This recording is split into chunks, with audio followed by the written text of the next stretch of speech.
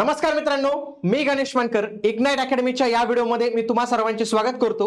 तर SSC GD संदर्भात महत्त्वाची बातमी आलेली आहे. तर याचा निकाल जाहीर झालेला आहे. तुम्ही म्हणाल की आता परीक्षा होती सर, आता हा निकाल कोणता आहे? लक्षात घ्या, 2025 ची जी एसएससी जीडी होती तर त्याचा निकाल लागलेला आहे. आणि आता 2026 ची जी जाहिरात डिसेंबर मध्ये आली होती त्याची फेब्रुवारी मध्ये एक्झाम आहे. ते 2026 वर्ष आहे मित्रांनो, हे लक्षात घ्या. आणि 2027 मध्ये लगेच सप्टेंबर मध्ये ही परीक्षा पुन्हा होणार आहे. म्हणजे या वर्षात 2 वेळा तुमची एसएससी जीडी परीक्षा होणार आहे मित्रांनो. म्हणून ज्याला इथं अपयश आलं असेल त्यांनी खचून जाऊ नका. लगेच तुम्हाला 26 आहे, 27 आहे, लगेच पुढे आहे. त्यासोबतच महाराष्ट्र राज्याचा वेगवेगळे पदनी आहे, कट ऑफ काय लागलेला आहे, संपूर्ण माहिती मी सांगणार आहे. व्हिडिओ तुम्ही शेवटपर्यंत पूर्ण बघा. आणि जर तुम्ही एसएससी जीडी साठी तयारी करत असाल, तसेच सीजीएल, सीएचएसएल, एमटीएस या सगळ्या पदांसाठी जर तुम्ही तयारी करत असाल ना, तुमच्यासाठी आपण लाईव्ह बॅच सुरू केली मित्रांनो. काय लाईव्ह? डायरेक्ट तुम्ही फॅकल्टीला विचारू शकतात. कुठल्याही पद्धतीचं रेकॉर्डेड लेक्चर्स नसेल, लाईव्ह स्वरूपाचे लेक्चर्स होतील. 1499 प्राइस मध्ये तुम्हाला या सगळ्या गोष्टी ज्या आहेत तर त्या मिळणार आहेत.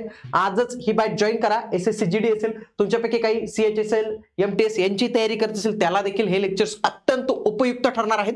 म्हणून आजच ही बॅच तुम्ही जॉईन करा. इग्नाइट अकॅडमीचं ऍप्लिकेशन डाउनलोड करा. तसेच हा नंबर दिलेला आहे, याला कॉल करून तुम्ही अधिक माहिती घेऊ शकतात. तुम्ही जर आता एसएससीच्या वेबसाईटवर गेले तर तुम्हाला इथं रिझल्ट जे आहेत तर ते पाहायला मिळतीलच मित्रांनो. बघा, मी इथं ऑल रिझल्ट करतो वाटल्यास, नाही तर इथं जीडीचं पण ऑप्शन आहे, पण ते जीडीचं न करता बघा, constable in central arm police forces, CASF, SSF, rifles, GD यांच्या सगळ्यांचे बघा list of female candidates, male candidates. आणि काहींचा निकाल जो आहे ना तर तो थांबून ठेवलेला, काहींचा काही कोर्टाचा काही इश्यू आहे, काहींचं शंका आहे त्यांना, तर त्यांचे निकाल थांबून ठेवलेले आहेत. इथं बघा रिझल्ट. मग या रिझल्ट मध्ये काय मित्रांनो माहितीये का, त्यांनी व्यक्तींची नाव आणि त्यांना काय अलॉट झाले, कोणतं कॅडर अलॉट झाले, काय अलॉट झाले ते इथं दिसतं बघा. अलॉट पोस्ट म्हणजे ए फॉर काय ते पुढे मी सांगतोच तुम्हाला. म्हणजे इथं बघा, सपना देवी असेल, यांचं नाव, वडिलांचं नाव योगराज. ओके, तर यांना अलॉट स्टेट 15, अलॉट स्टेट्स ते सीएटी, परत पोस्ट आणि हे रँक वगैरे या सगळ्या काही गोष्टी दिलेल्या आहेत. तुम्ही तुमचं नाव जे आहे तर ते इथं चेक करू शकतात मित्रांनो. लक्षात घ्या, जवळपास किती जागा होत्या? 53,000 जागा होत्या. सुरुवातीला या कमी होत्या, नंतर जे आहे तर त्या कालावधीत त्या वाढवण्यात आल्या मित्रांनो. 4/2 आणि 25/2/2025 ला याची ऑनलाईन परीक्षा झाली. त्याचा निकाल 17 लागला. 3,94,000 उमेदवारांना, त्याच्यामध्ये फिमेल 40,000 होते आणि मेल 3,53,000 होते, यांना फिजिकल टेस्ट साठी अपेअर करण्यात आलं. आणि त्याच्यानंतर हा निकाल जो आहे 50,000 उमेदवारांचा आपल्याला इथं पाहायला मिळतो. लक्षात घ्या.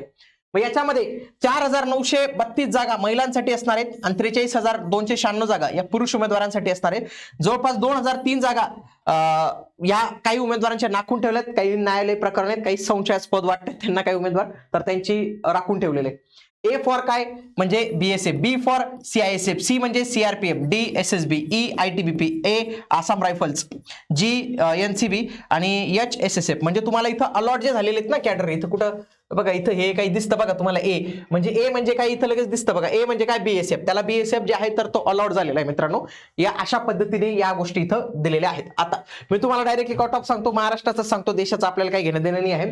महाराष्ट्राचा जर कट ऑफ पाहिला तुम्ही बघा, महाराष्ट्राचा इथं आसाम रायफल्स आहे. एआर म्हणजे काय? आसाम रायफल्स. जी म्हणजे काय? जनरल. आणि एन म्हणजे काय? नक्सली एरिया. नक्सली एरियाचा कट ऑफ हा जनरल एरियापेक्षा कमी असतो मित्रांनो, हे लक्षात घ्या. इथं कॅटेगरी दिलेली आहे, वॅकन्सी दिलेली. फॉर एक्झाम्पल डायरेक्ट ओपनचं पाहूया. Maharashtra Assam rifles general open 24 जागा होत्या. कट ऑफ किती गेलेला आहे? 119.34. किती गेलेला आहे? 119.34.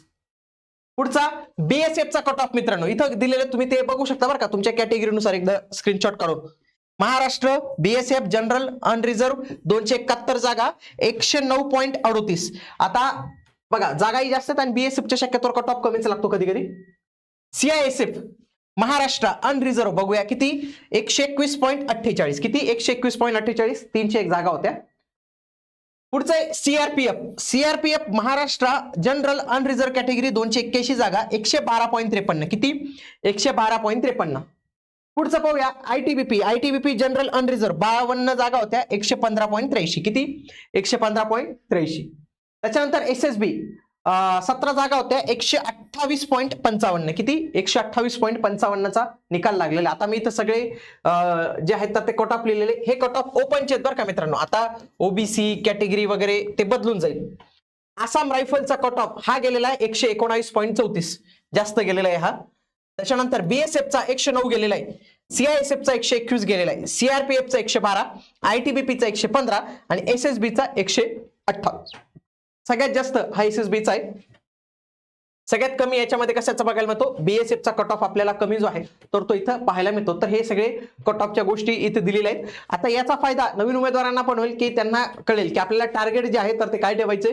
ज्यांची निवड झाली असेल तर त्यांनी मला कमेंट बॉक्समध्ये नक्की कळवा की सर माझी निवड झालेली आहे, त्यांच्यासोबत आमची टीम जी आहे तर ती नक्की संपर्क साधेल. आणि मित्रांनो तुम्ही देखील या जीडीच्या बॅचसाठी तयारी करू शकतात लाईव्ह स्वरूपातून. आत्ताच बॅच सुरू झाली मित्रांनो, 12 जानेवारी पासून लाईव्ह स्वरूपाची बॅच आहे. आजच ही बॅच तुम्ही जे आहे तर ते जॉईन करू शकतात. भेटूया पुढील व्हिडिओमध्ये. तोपर्यंत जय हिंद, जय महाराष्ट्र, धन्यवाद.